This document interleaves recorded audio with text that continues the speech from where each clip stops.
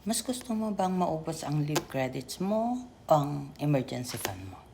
Kung ang sagot mo ay wala, then congratulations, kasi dapat ganun talaga. Pero ang totoong problema, maraming empleyado ang tudo-ipon ng leave credits pero walang emergency fund.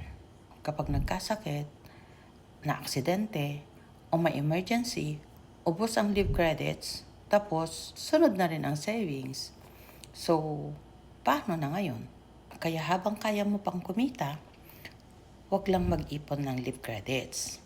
Mag-ipon din ng emergency fund. At pinaka-importante, protektahan mo na rin ang income mo dahil ito ang bumubuhay sa lahat ng financial goals mo.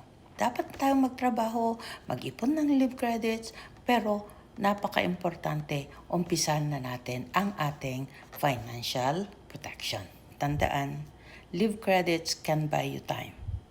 Emergency fund can buy you options. Pero, ang insurance can help protect your family's future. Huwag ipagpaliban ang pagkuha ng life insurance policy. Dapat yan ang priority mo sa lahat. At kung may tanong ka, message mo lang ako or mag-comment ka dyan sa baba. Follow mo na rin ako for more practical financial tips that every family should know. Ito po si Lola Early, your policy girl,